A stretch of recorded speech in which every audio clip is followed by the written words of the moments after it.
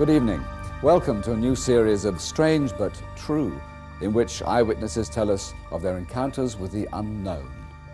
Tonight, the story of a group of people who experienced something so disturbing that they cut short their holiday in one of the world's most beautiful cities rather than risk another night there. They were guests of Lady Bamford, who'd spent nearly £20,000 hiring a Venetian palace for 2 weeks. Every one of the guests, who included film star Joan Collins, abandoned their stay after just 2 nights. We've pieced together the strange events that ended with them all fleeing the palace. Can their experience be explained away as collective hysteria, or was there something more?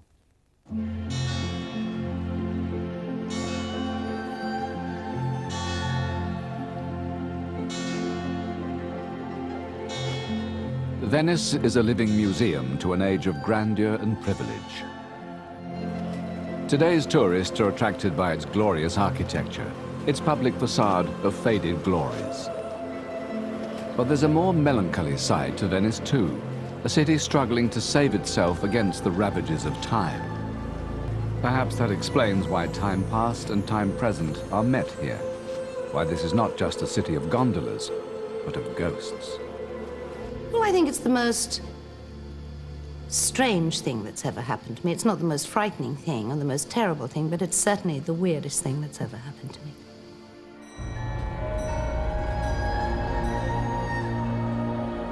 For me, it was an absolute nightmare. La Fallina Nera!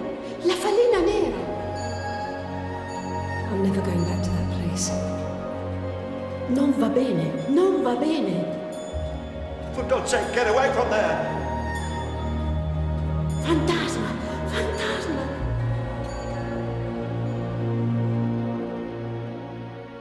Once one of Venice's most splendid edifices, the Palazzo Albrizzi stands in the center of the city. It was bought by the Albrizzi family in the 17th century and is still owned by the family today. Despite its crumbling appearance, it retains a charm of its own, a stylish backdrop for one wealthy Englishwoman to entertain a group of glamorous friends.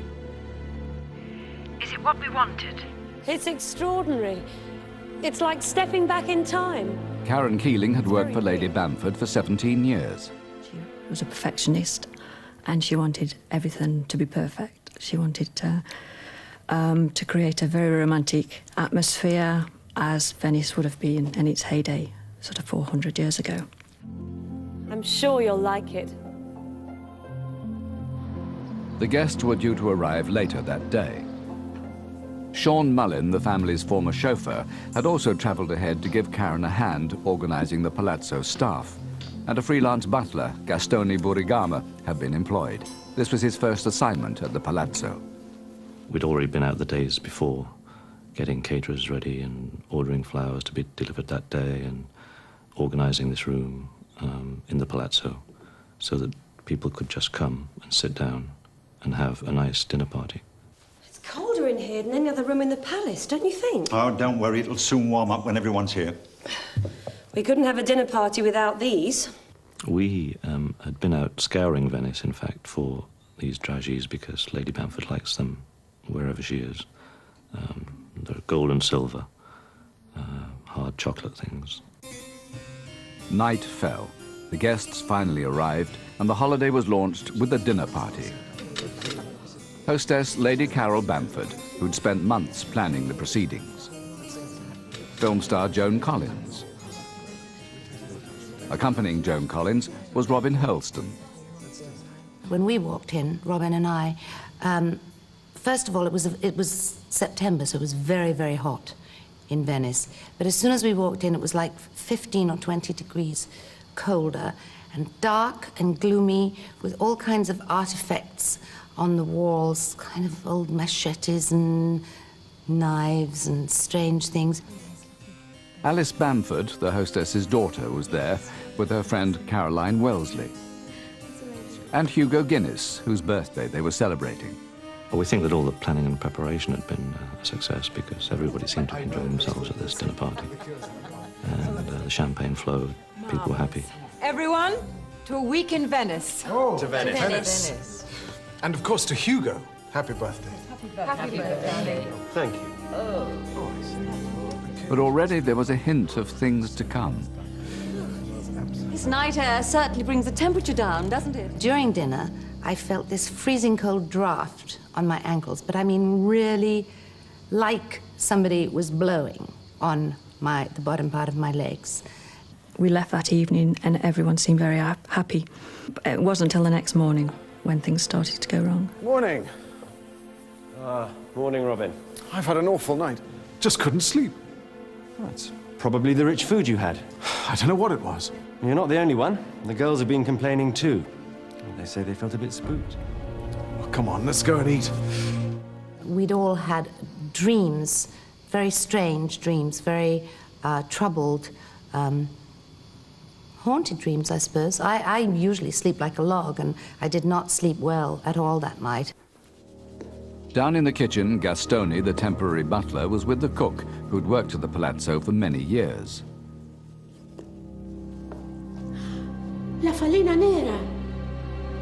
Oh, ci sono i spiriti, sì, sai qui. Ma cosa stai dicendo, scusa? È vero, quando ci sono i spiriti, la falena nera viene sempre fuori. I remember walking into the room, the very room that we'd thrown this dinner party in. As I entered the double doors, I just stopped, dead in my tracks. I couldn't quite believe my eyes. This lady was walking towards me, a little grey outline. She took 3 or 4 paces, at which point she turned at right angles and disappeared through the wall. I don't believe in ghosts. I'd never seen a ghost, and because I could see through this woman's body and clothing, I assumed that's what I was looking at. You'll never believe what's just happened. Are you okay? I think I've just seen a ghost. You're joking. I couldn't believe it. I didn't believe I thought he was making it up. But he wasn't. He's not the kind of person to make stories like that up. Has someone seen a ghost? How on earth did you know? La falena nera. La falena nera. She said a huge black moth has just flown in through the kitchen window. And she said, and every time someone sees a ghost, the moth is seen. Now, at this time in Venice, it wasn't the season for moths. La signora, la contessa. The cook then went on to tell us the story of the house, which happened apparently 400 years ago. It was the story of the woman in the dining room portrait. The husband couldn't have any children, so his wife took a lover. And they were found together in the dining room, which would then have been a bedroom. And he chopped off her head. And in his rage, decapitated her with his sword. And that's the story the cook told us. Well, it's only a story. I don't think we should be too concerned. It's a nasty one, but not one to give us nightmares. Sean must be overworking. Come on, let's go. I can't wait to see the Doge's palace. The guests spent the rest of the day taking in the sights of the city, trying to forget the palazzo and its gruesome tale for a few hours. Karen and Sean also went out to stock up on supplies, returning to the Albrizzi later that afternoon. Come and have a look at this. Gastoni led them into the dining room, the scene of the previous night's dinner party, where a strange sight awaited them. It's probably one of the girls having a joke. No one has been in here all day. I am the only one who has been here, I know. There was no way this was an accident. The dragées on the floor was 6 foot from the bowl that had put them in, and there was still some left in the bowl, and the bowl hadn't been tipped on the floor. I began to think about it. Not that there was a ghost, but what had really happened. The guests ate out that night at the famous Harry's Bar in the center of the city. Well, when we left Harry's Bar, the bill was rather extraordinarily high because we'd had truffles, white truffles, which are very expensive, so there was a lot of laughing about that. And we took the water taxi across the canal. And as we grew closer and closer to the piazza, we became more and more subdued. We were feeling more and more sort of quieter and thinking, what does tonight hold for us? To make matters worse, Venice experienced one of its biggest thunderstorms for several years. We had to go running around, closing all the windows. The net curtains were billowing into the rooms. Water was running down the inside of the walls. We had to switch all the lights off because they were flickering. So really the whole house was plunged into a semi-darkness. Everyone was still talking about the ghost, and was it safe for them to stay that evening at the Palazzo? Sean, you do think we'll be all right here on our own? Of course. This place is perfectly safe. We'll be fine. Karen and Sean were staying at a nearby hotel. None of the staff stayed at the Palazzo after dark. Look at that!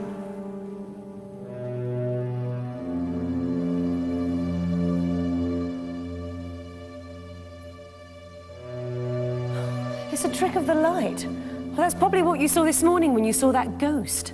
The shadows in here are playing tricks with your eyes. Maybe. Go and get the others. We'll show them this and stop them worrying about everything. Okay. It was quite obvious that it was a trick of the light, because as you walked towards the image, it disappeared, it faded into the wall. I did this several times just to check. Look at this. You see? It disappears as you get closer to it. Well, I don't like it, and I'm not going up to my bedroom without a torch. Well, don't worry, we'll get you one.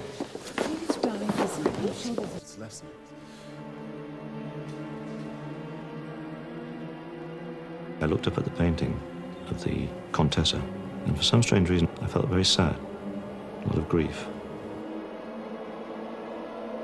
And water started streaming out of my eyes, down my face. Sean? Oh, Sean, let's get out of here. Come on. They were standing in the doorway, and they both looked very shaken, very white, and Sean had tears rolling down his face. I don't believe it. What now? I'll go and have a look. This place is beginning to fray my nerves. I'll come with you. All I wanted to do was to clear the matter up, sort it out, so the guests could be happy. We were thrilled at being invited to Venice, and we were looking forward to 10 days looking after these people. And the last thing I wanted was for anything to go wrong. We came into the room, Robin stood there, and I was just here when...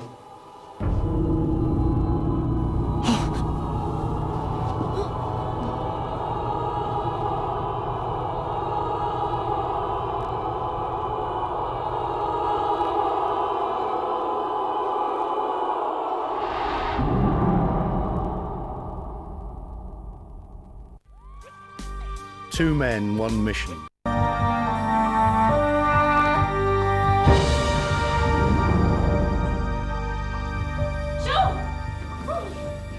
For Sean, Karen, and the guests, the holiday was turning into a nightmare. They felt they were encountering something beyond any rational explanation. Oh, Sean, what's the matter? I felt as if someone was trying to push me into the ground. There was a tremendous pressure on my back. I've never felt anything like it before. It felt like I had this ton weight, and I was doubling up with pain because it was really hurting. I was in quite some agony. Sean was the one that went around scoffing, I don't believe in ghosts, I don't believe in ghosts, absolutely ridiculous, so stupid, nobody, how can any of you think about it? But so because he seemed to be the one that was the most vehement in his disbelief, he was the one that seemed to be the most affected. It's extraordinary. There's nothing here. But when I got to this spot, it was like crossing a line, and I felt as if I was walking into a fridge. Karen? Karen, what's going on? I found myself looking at the painting on the wall. In particular, her eyes seemed to look straight through me. I just felt very cut off and very distant, as if hypnotised, almost into a different world. For God's sake, Karen, get away from there! Oh, there's something there. I don't know what it is, but there's definitely something there. I've had enough. I'm going to get to the bottom of this. Oh, please, no, please. Karen's right. Stay away. This time the pressure was 3 or 4 times as heavy. My shoulders were being squeezed together so hard that it felt like my blood was bubbling and boiling. No. I really think that Karen thought I was having some sort of heart attack. What's going on in here? Oh, my God! Now, this is a very sort of stalwart man in his 40s who looks like he could certainly say boo to a goose, who has become a sort of gibbering wreck. That's it. That's enough. We're getting out of here. Alice and Caroline, you go to your room together and get your things. Hugo and Robin, you do the same. Where are we going to go? It's 1 o'clock in the morning. We'll think about that later. The priority is to get out of here. Come on, let's get you outside. Oh, right. Come on, let's get in outside.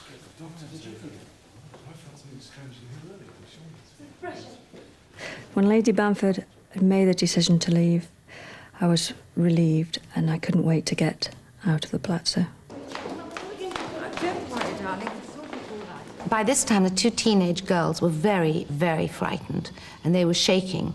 And so I was also frightened, but I remember my parents and grown-ups during the Blitz making me, as a little tiny girl, less frightened by singing. So I thought, I'll sing. I'm a performer, I can sing. Who would believe this? We've been forced out of this beautiful palace in the middle of the night. Well, thank goodness we're all in one piece. Yeah. I see trees of green, red roses too. Joan was brilliant, really, and she was keeping everyone in a good mood, and she even started singing songs to take our minds off what had just happened.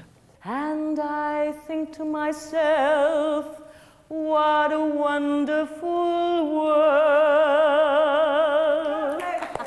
We all found this quite amusing at sort of 2 o'clock in the morning. But if it wasn't for Joan, I think it would have really been a sort of a state of panic. Hugo and Robin had yet to join the group. Did you hear that?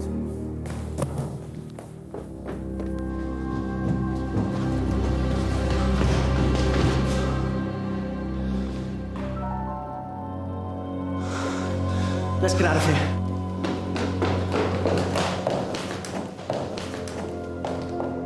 Knives only quiver right after they've been thrown. You know, you cannot get a knife to quiver other than that. And they were quite stunned. Are you all right? Oh, never mind. I'll tell you about it later. Let's just go. The Venetian holiday was over after just 2 nights.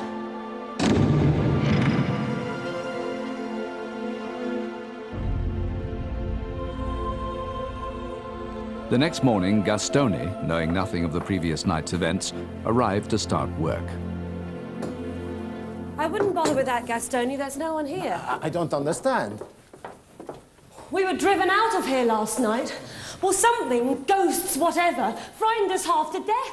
The next morning I had to go back to the palazzo to pack the suitcases for the guests, because the night before we'd left in such a hurry. It was terrible. Incredible. More incredible still were the secrets that the cook told Karen and Gastone. It was apparently not the first time that guests had been driven from the palazzo by fear. That day the cook told us a story about a gentleman who was staying at the palazzo 10 years ago.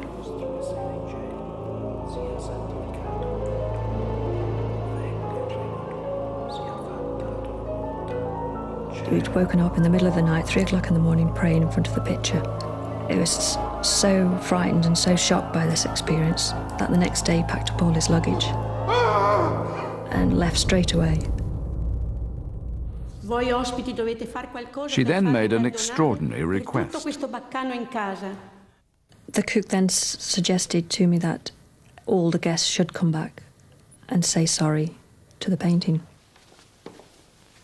The atmosphere was very still and very quiet. Mi dispiace. And one by one, everyone walked up to the painting. Mi dispiace. It was almost like taking communion in church. I'm an actor, so I'm very superstitious. So I went and I said, I'm sorry to the painter.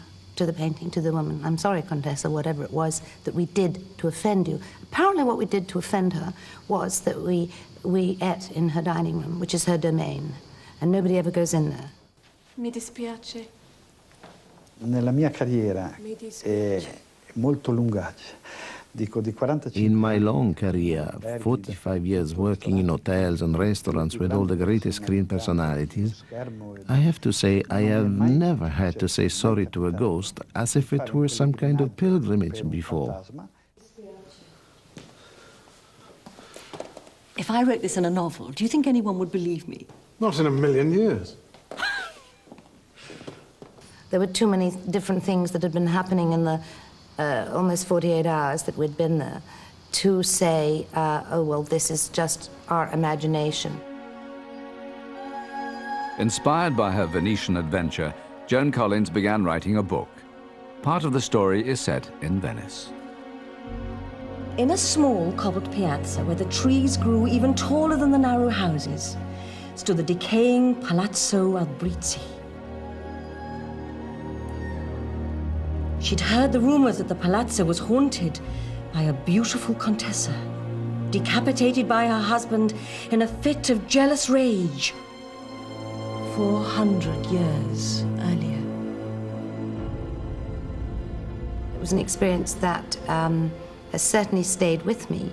It's not something that has blurred with time. I wouldn't go back to the palazzo again. No, definitely not.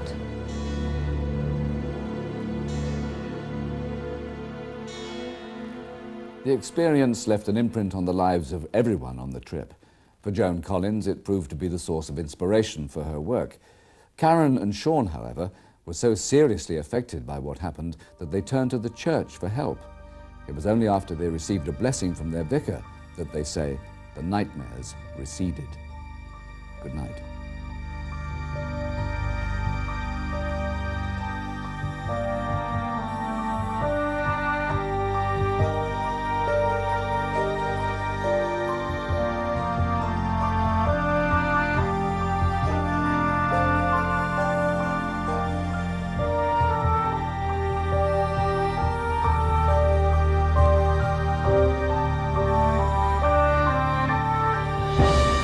Searching for extraterrestrial